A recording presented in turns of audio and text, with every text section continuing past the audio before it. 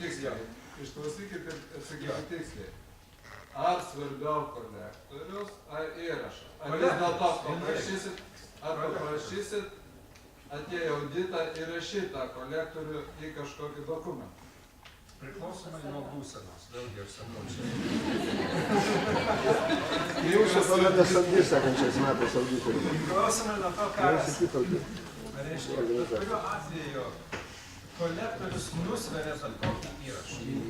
Jeigu reiškiasi, vienareikšmiško tokio vienu žodžiu atsakymo ir tiesiai šviesiai pasakyti, kolektorius nusveria bet kokį įrašą. Kodėl aš klausiu šitą klausimą? Nes dabartinis nauja redakcija reikalauja mažiau dokumentų, jeigu aš taip suprantu. Dar aš nemoku to naujo standarto. Nesvarbu, bet kontroleras pasidės.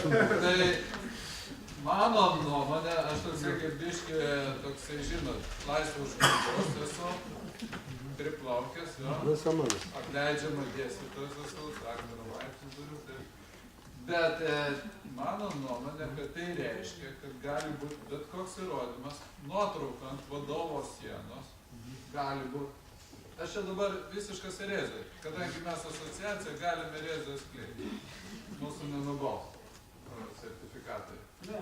Tai bet koks įrodymas gali būti video klipas apie mano organizaciją. Aš labai įdomių klipų esu matęs.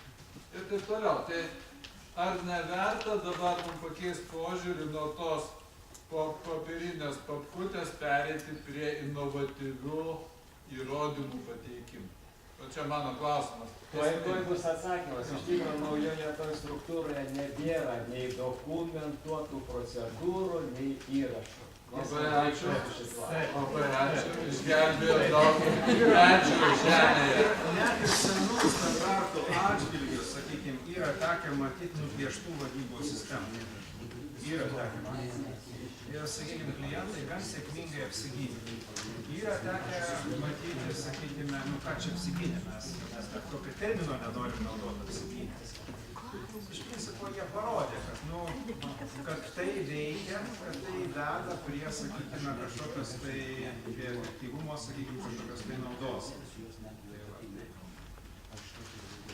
Čia iš tikrųjų šitoj vietoje diskusija tik prasideda dabar.